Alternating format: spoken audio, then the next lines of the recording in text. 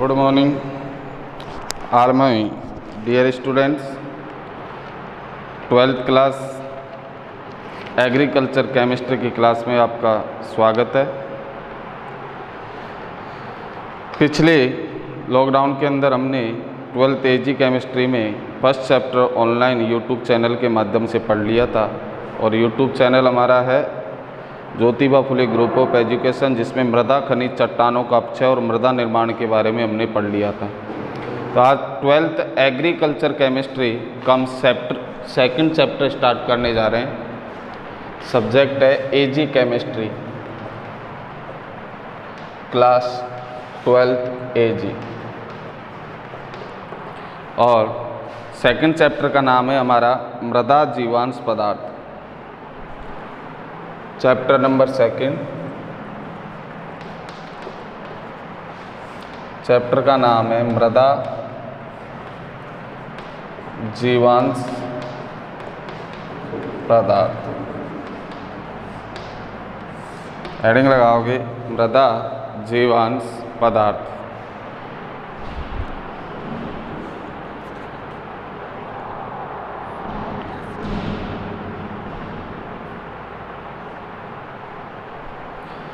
अब मृदा जीवांश पदार्थ होते क्या हैं कि मृदा के अंदर, नाम से पता लग रहा है, मृदा के अंदर सजीवों के जो अपशिष्ट पाए जाते हैं, सजीवों में पेड़ पौधे जीव जंतु सभी आ जाते हैं। तो मृदा के अंदर सजीवों के मतलब पेड़ पौधों के या जंतुओं के जो अपशिष्ट पदार्थ होते हैं उन्हें हम क्या कहते हैं? मृदा जीवांश पदार्थ। तथा मृदा खनिजों में इनकी मात्रा 0.1 से 5% तक होती है। तो हम लिखेंगे इसके अंदर सबसे पहले हेडिंग मृदा जीवांश पदार्थ।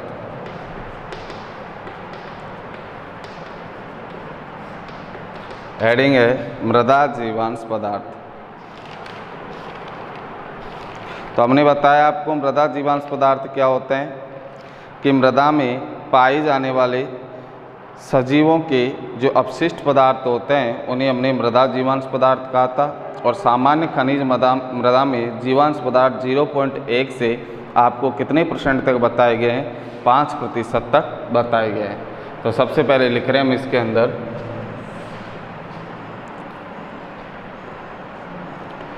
मृदा में पाए जाने वाले वनस्पति यानी पेड़ पौधे व जीव जंतुओं, पेड़ पौधे व जीव जंतुओं के अपशिष्ट को मृदा जीवांश पदार्थ कहते हैं। तो नाम से पता लग रहा है जीवांश मतलब जीव का अंश, और जीव का अंश हम उसका किसके रूप में ले रहे हैं? अपशिष्ट के रूप में। और किस में पाए जाते हैं? मृदा में। तो मृदा में पाए जाने वाले सजीवों के अपशिष्ट को हम क्या कहते हैं? मृदा जीवांश पदार्थ। सामान्यतः खनिज मृदा में, इसी में आगे नोट करेंगे, सामान्यतः खनिज मृदा में इनकी मात्रा 0.1 से 5% तक होती है। यहाँ तक हमने पढ़ लिया था।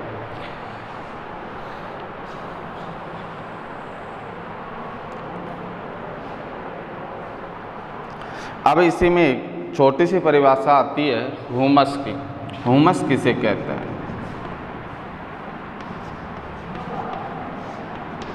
ह्यूमस किसे कहते हैं? देखो, यही मृदा जीवांश पदार्थ जो मिट्टी में पाए जाते हैं, जब इन्हीं मृदा जीवांश पदार्थों का पूर्ण विच्छेदन या विघटन हो जाता है तो एक काले भूरे रंग का भुरभुरा पदार्थ प्राप्त होता है उसे हम क्या कहते हैं, ह्यूमस कहते हैं। और ह्यूमस के निर्माण की प्रक्रिया को हम कहते हैं ह्यूमिनिफिकेशन। क्या कहते हैं, ह्यूमिनिफिकेशन। तो लिखेंगे ह्यूमस की परिभाषा कि मृदा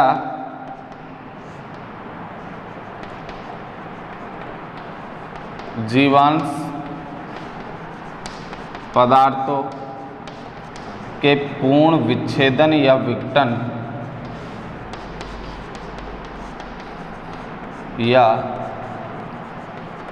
विघटन से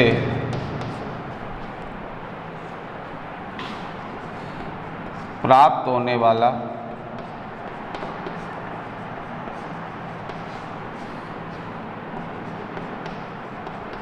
काला भूरे रंग के पदार्थ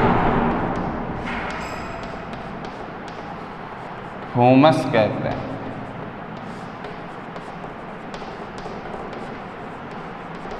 तथा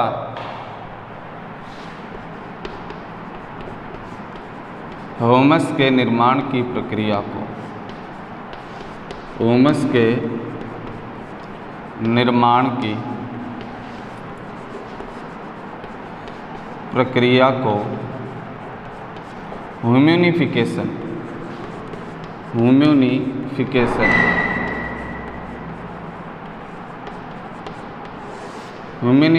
कहते हैं। आपसे परीक्षा में ह्यूमिनिफिकेशन की भी परिभाषा पूछ सकता है, और ह्यूमिनिफिकेशन की परिभाषा आपसे यदि पूछे तो आपको बताना है कि ह्यूमस के निर्माण की प्रक्रिया को क्या कहते हैं, ह्यूमिनिफिकेशन। और आपसे पूछ ले कि ह्यूमस किसे कहते हैं, तो जीवांश पदार्थों के पूर्ण विच्छेदन से एक काले भूरे रंग का या गहरे काले रंग का पदार्थ प्राप्त होता है, जिसे हम क्या कहते हैं, ह्यूमस कहते हैं। इसे यहाँ तक नोट करोगे।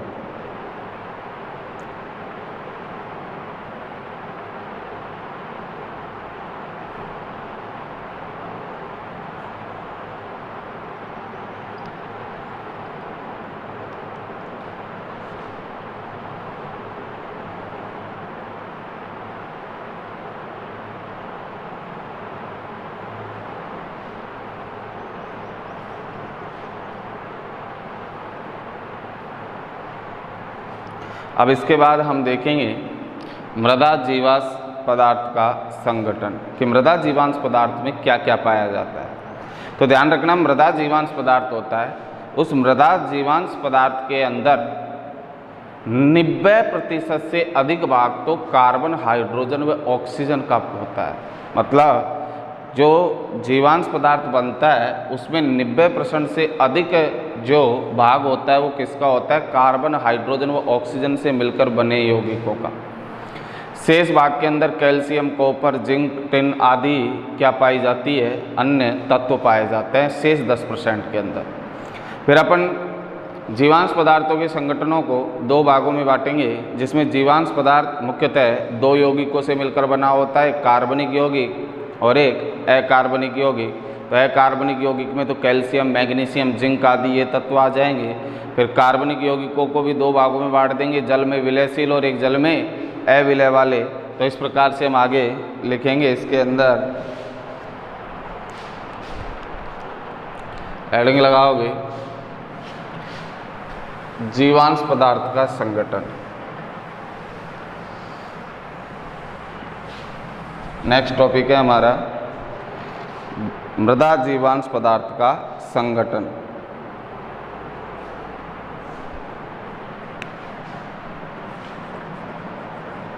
मृदा जीवांश पदार्थ का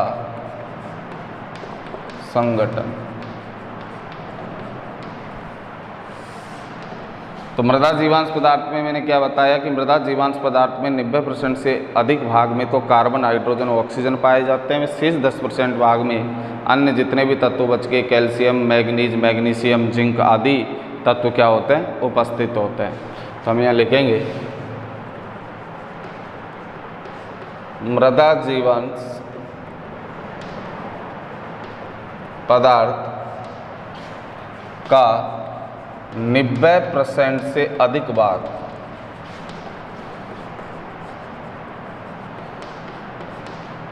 कार्बन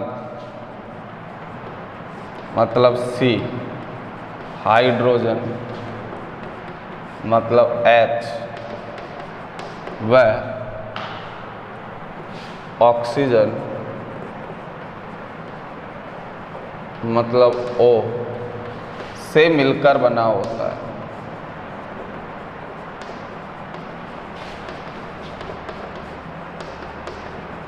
तथा शेष भाग calcium, magnesium, phosphorus, potassium, zinc आदि तत्वों से मिलकर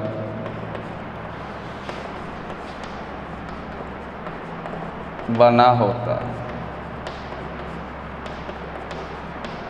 अब ये तो पता होना चाहिए आपको कि Ca का मतलब क्या होता है, कैल्शियम। लिख देता हूँ मैं, या जिनको नहीं पता लिख लेना। Mg का मतलब होता है मैग्नीशियम।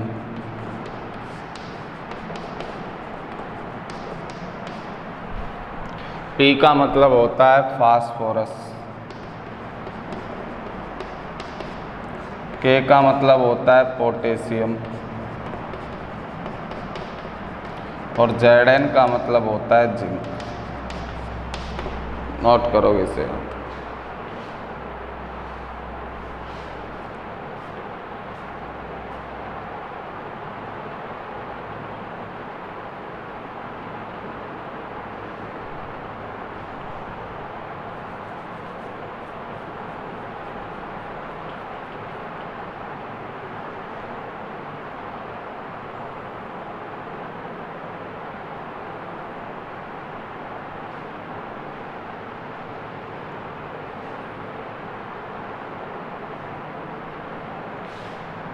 इसके बाद है कि मृदा जीवांश पदार्थों में मुख्यतः दो प्रकार के यौगिक पाए जाते हैं, और वो दो प्रकार के यौगिक हमने आपको कौन कौन से बताए थे।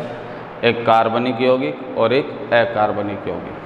कार्बनिक यौगिक जो कार्बनों से मिलकर बने होते हैं, अकार्बनिक यौगिक जिसमें कार्बन का समावेश नहीं होता है। फिर कार्बनिक यौगिकों को भी दो भागों में बांट दिया, नाइट्रोजन युक्त कार्बनिक यौगिक और एक नाइट्रोजन रहित कार्बनिक यौगिक। फिर नाइट्रोजन युक्त कार्बनिक यौगिकों को भी दो भागों में बांट दिया, जल में विलयशील और एक जल में अविलयशील। तो अमीनो अम्ल, एमाइड, ये तो होते हैं जल में विलयशील नाइट्रोजन युक्त कार्बनिक यौगिक। इसके अलावा जल में अविलय वाले होते हैं, वो होते हैं प्रोटीन, पेप्टाइड आदि।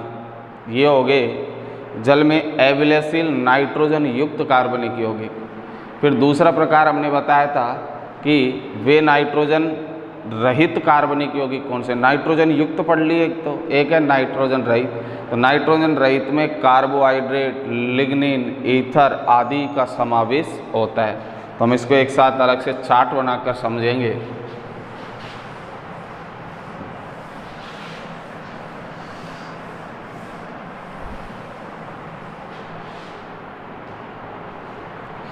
इसी में नेक्स्ट पैराग्राफ चेंज करके लिखते जाओगे, जीवांश पदार्थ तो में मुख्यतः निम्न दो प्रकार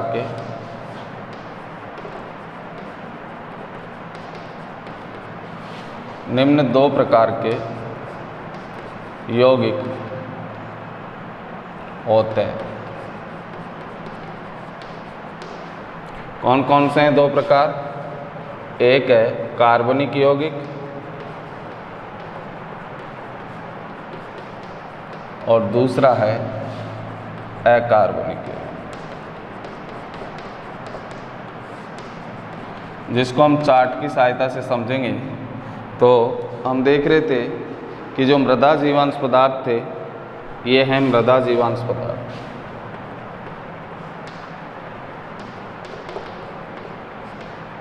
मृदा जीवांश पदार्थ हैं।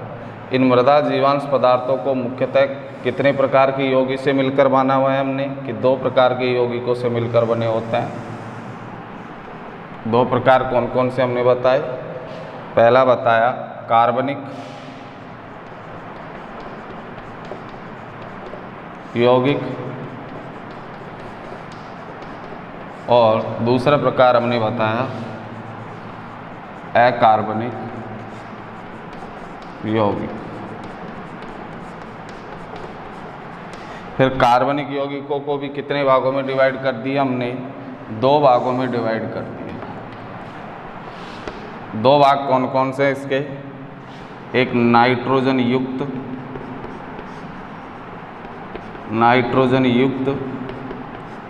कार्बनिक यौगिक और दूसरा है नाइट्रोजन रहित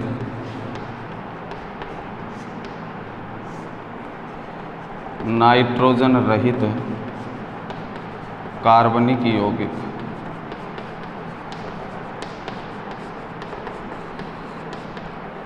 फिर नाइट्रोजन युक्त कार्बनिक यौगिकों को भी हमने कितने भागों में डिवाइड कर दिया?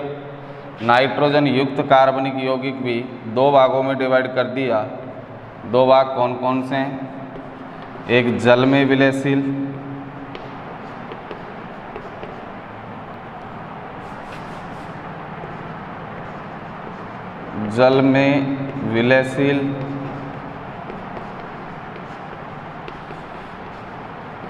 नाइट्रोजन युक्त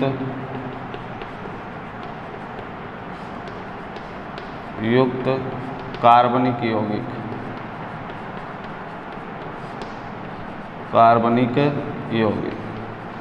पहला, इसका A है ये और इसका B है दूसरा। जल में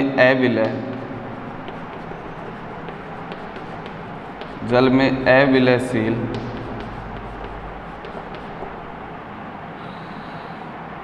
नाइट्रोजन युक्त कार्बनिक यौगिक।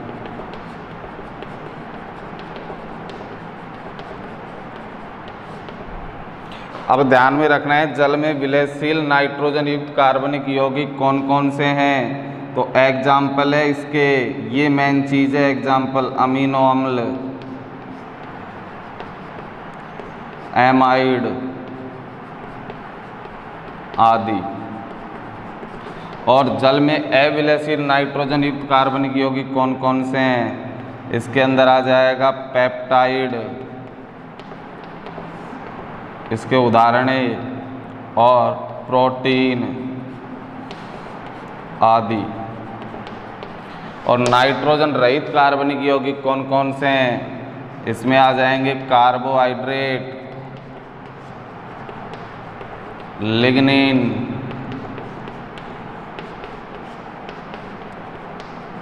ईथर विलायक आदि। और अकार्बनिक यौगिक जितने भी तत्व बच गए जो कार्बन से मिलकर नहीं बने हैं, sodium, potassium, magnesium, zinc, phosphorus आदि। देखो ये चार्ट हमें जनरली याद होना ज़रूरी है। जब हमें ये याद है तो इसको हम जब डिस्क्रिप्टिव पढ़ेंगे तो हमें बहुत सुविधाजनक रहेगा और हमें अच्छे से समझ में आ जाएगा। तो एक बार आप इसे नोट करो, फिर मैं आपको इसको समझाने की कोशिश करता हूँ।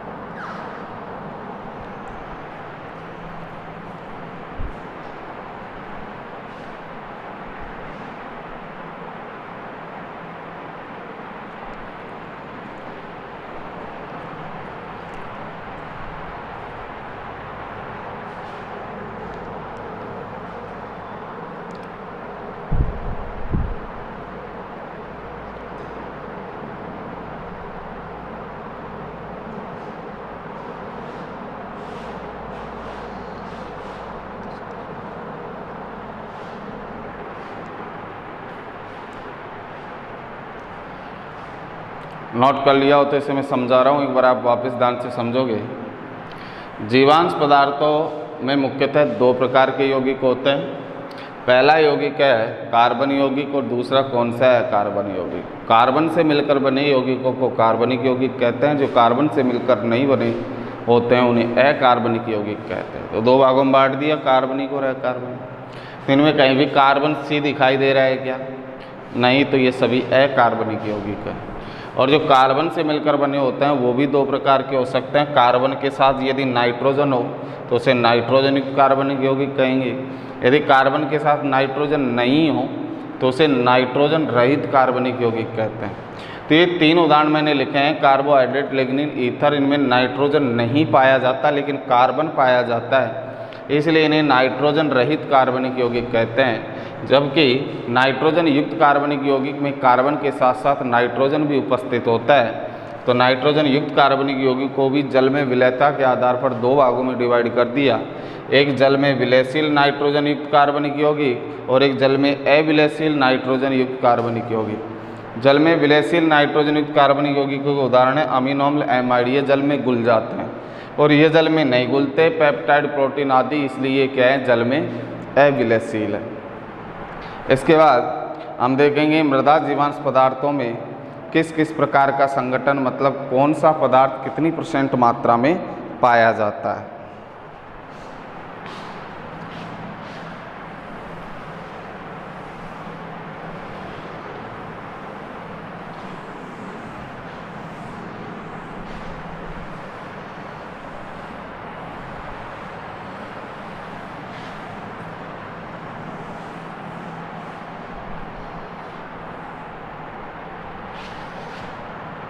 हेडिंग लगा के लिखोगे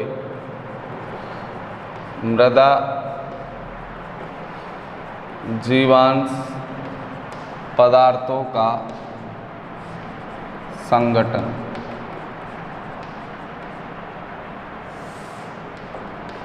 मृदा जीवांश पदार्थों का संगठन, जिसमें सबसे पहले बात करेंगे पहले लिख लो एक लाइन, मृदा जीवांश पदार्थों में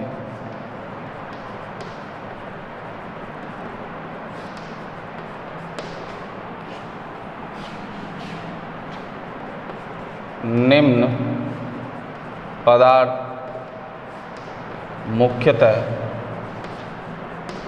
पाए जाते हैं, जिनका प्रतिशत संगठन, मतलब % में मात्रा, प्रतिशत संगठन निम्न है। जिनका प्रतिशत संगठन निम्न है। कौन कौन से पदार्थ पाए जाते हैं? सबसे पहले पदार्थ की बात कर रहे हैं हम, कार्बोहाइड्रेट। सबसे जो हमारा पहला पदार्थ है वो है कार्बोहाइड्रेट। अब कार्बोहाइड्रेट में भी ध्यान रखना, मुख्यतः 3 पदार्थ पाए जाते हैं। एक स्टार्च, जिसकी मात्रा 1 से 5% तक होती है। दूसरा हेमीसेल्यूलोज और तीसरा होता है सेल्यूलोज, जिसमें हेमीसेल्यूलोज की जो मात्रा होती है वो 20 से 50% होती है। हेमीसेल्यूलोज की मात्रा तो 20 से 50% होती है और सेल्यूलोज की मात्रा 10 से 28% तक होती है। तो ये पहला मुख्य पदार्थ है कार्बोहाइड्रेट। और कार्बोहाइड्रेट में भी मुख्यतः कितने पदार्थ पाए जाते हैं? 3, स्टार्च, सेल्यूलोज और हेमीसेल्यूलोज। इसके बाद में दूसरा मुख्य पदार्थ है लिग्निन,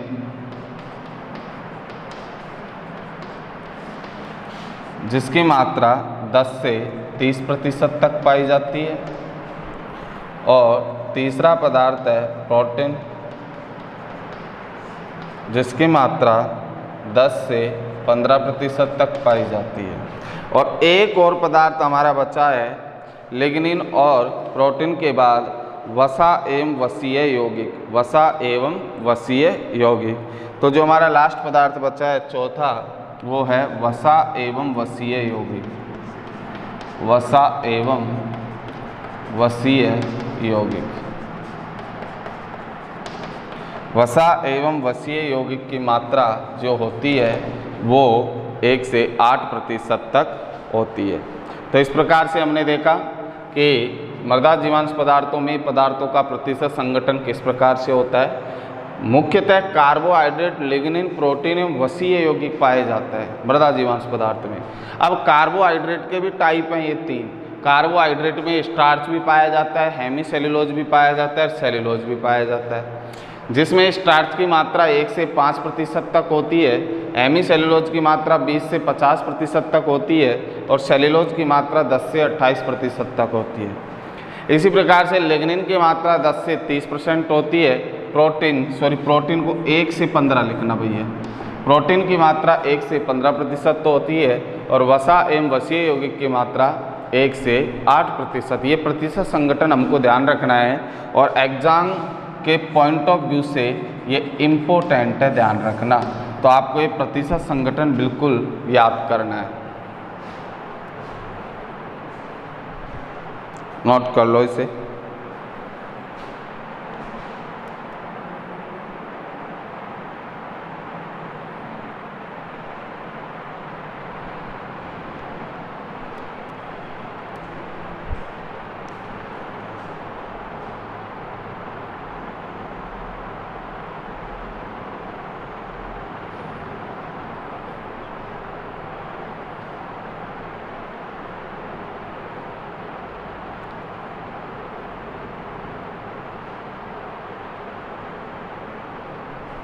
अब इसके बाद हमारा टॉपिक रहेगा मृदा जीवांश पदार्थों का विच्छेदन।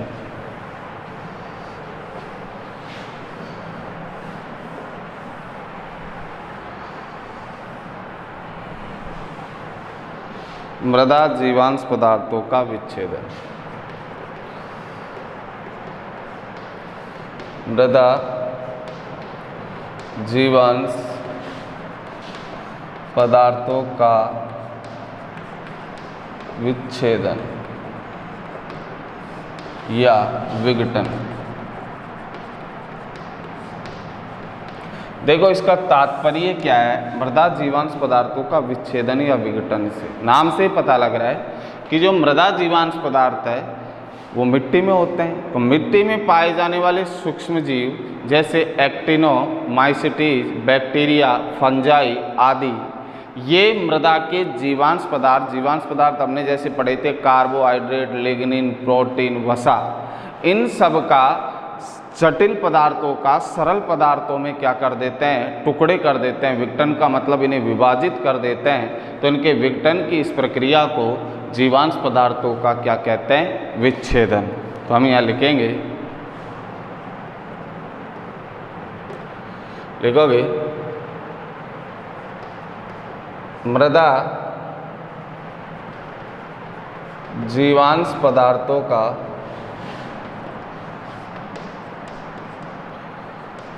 सूक्ष्म जीव जैसे बैक्टीरिया, फंजाई,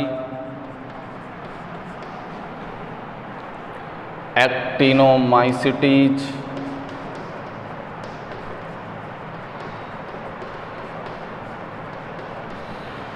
आदि के द्वारा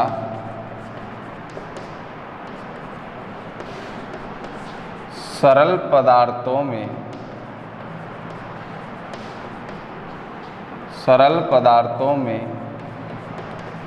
विघटन को